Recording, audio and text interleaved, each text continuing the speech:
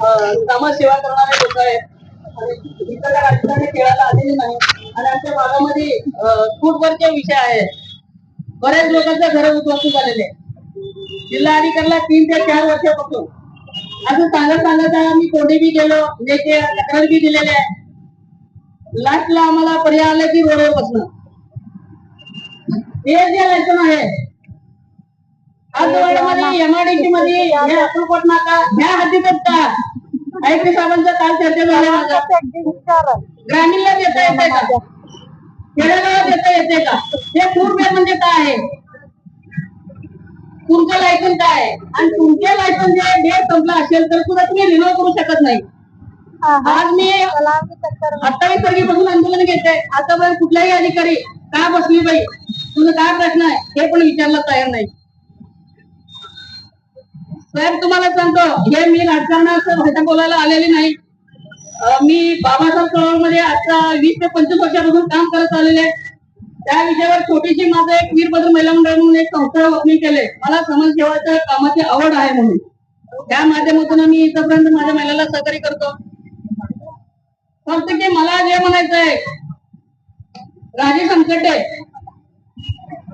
राजू कोकंडावाला जो कंपनीवाला आहे त्यांचा तात्काळ ऍक्ट साहेबाला एवढा विनंती काल स्वतः जाऊन केलेला आहे. त्यांचं दोन्हीचा लायसन रद्द करा आणि त्यांच्यावर तात्काळ कारवाई करा. साहेबांचं मत आहे आमचा पंढरपूरचा यात्रा आहे तुमचे आंदोलन स्थगित ठेवा. तुम्ही तिथून आल्यानंतर आम्ही त्यांच्यावर कारवाई करतो. शॅम्पूला आमचा प्रयत्न चालू आहे. हे साहेबांचा विषय झालेला आहे.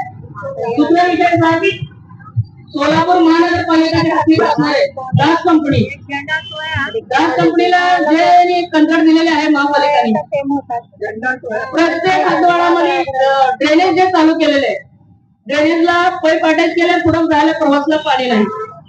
एकेकांच्या घरात असे खड्डे पडले ड्रेनेज मधनं पाणी भरून आळ्या बाहेर येऊन त्यांच्या घरात चालले तरी हे महापालिकेने दक्षता घ्यायला तयार नाही.